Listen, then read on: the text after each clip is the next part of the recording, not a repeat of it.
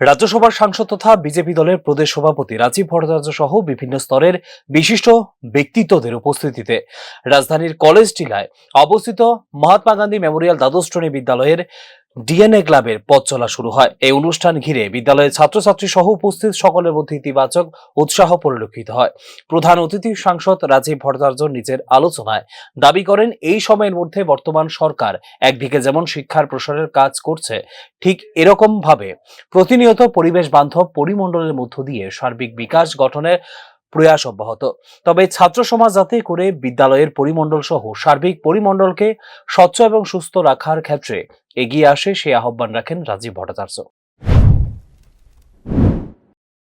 যে পড়াশোনার পাশাপাশি আমরা এই সমাজ থেকে, এই প্রকৃতি থেকে আমরা কি পেতে পারি আর এই প্রকৃতিকে আমরা কি দিতে পারি, এটাও বোঝানোর জন্য মানে অ্যাডভান্স আমরা এই ব্যাপারে আরো ওয়াকিবহাল হয়ে আমাদের যে উদ্দেশ্য, আমাদের স্টুডেন্টদের যে উদ্দেশ্য, সেই উদ্দেশ্য সাফল্যমণ্ডিত করতে পারি। উল্লেখ্য, এই সময়ের মধ্যে রাজ্যের বিভিন্ন বিদ্যালয়গুলোতে ছাত্রছাত্রীদের বিজ্ঞানসম্মত মানসিকতার প্রসারে ডিএনএ ক্লাবগুলো গুরুত্বপূর্ণ ভূমিকা পালন করে চলেছে। Bureau report, news now.